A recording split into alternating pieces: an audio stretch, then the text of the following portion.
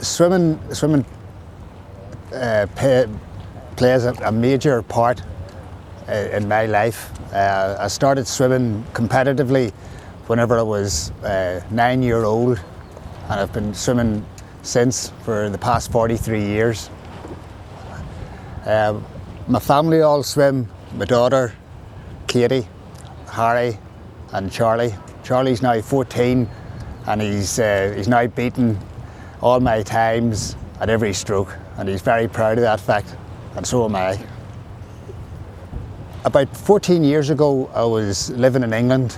I was studying, doing a postgraduate course to become a teacher.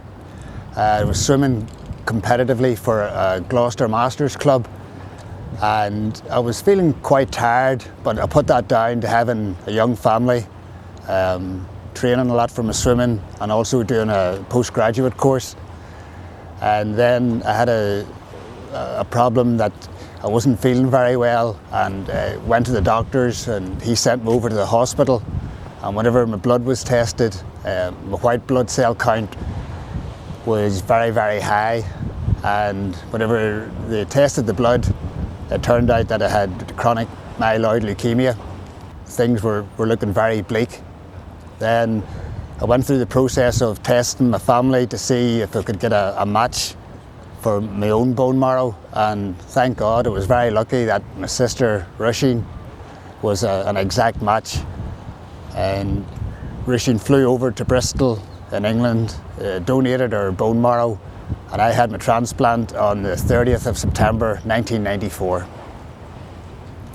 The transplant itself is very difficult. It's different from a kidney transplant or a heart transplant in the fact that you're given very large doses of chemotherapy to kill off your or my marrow.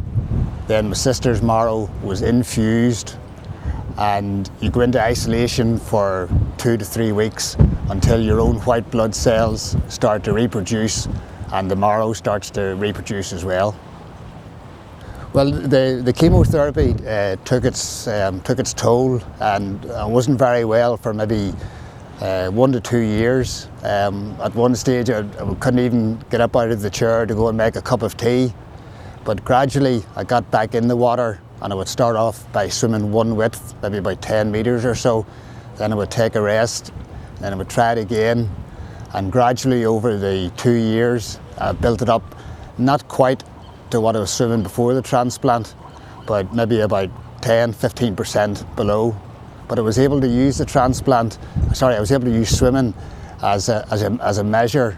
I would know how much I could swim in 1 hour before the transplant and after the transplant, and I would slowly but surely build up my speed and my endurance to get within what it was previously. My first transplant game experience was fantastic for the fact that I was swimming against other people who had similar problems to myself, and so I was like swimming on a level playing field, if that makes sense. The people that you meet, they've been through similar transplants, they've had near-death experiences, and the camaraderie that you experience straight away is totally unique, and it happens every game you go to. You meet lovely people and you make great friends. The people that we travelled over with, there's Jeff and Steve and Kathy. We haven't stopped laughing since we met up in Manchester Airport and we flew to Philadelphia, then on to San Francisco. And again, we're very lucky that Ray Velasco is letting us stay in his house. Jeff and myself, we've been put out in the wee camper van, and it's like being back in the Boy Scouts again. And Jeff keeps us all laughing, keeps our spirits up. And I'd like to thank Ray for putting us up and letting us use his home, and also Bill for organising the whole event. Back home in Lurgan in County Armagh, I started the Masters Swimming Club, and I had seen a t-shirt whenever I spent some time in America about 30 years ago, and the t-shirt said, Alcatraz swim team, and I thought that was the funniest t-shirt, and I called our swimming club Alcatraz swim team, and on the programmes in the Masters Gala it had Alcatraz swim team, and here I am in San Francisco. I can't wait to get in that water. I'm so excited now, like we're looking just over at the horizon and there's Alcatraz.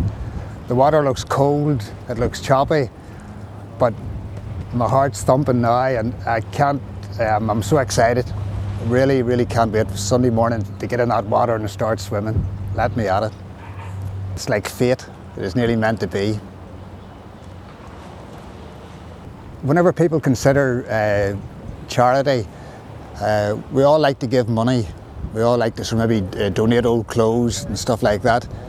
But to donate an organ or to donate your bone marrow, it's given the ultimate gift. It's the ultimate act of charity. I would urge everybody to please carry a donor card, to consider being put on the bone marrow register, because there's people are dying because there are not enough donors around. And for myself, it's totally changed my life. And I would just urge people to please consider carrying the donor card and help save other people's lives.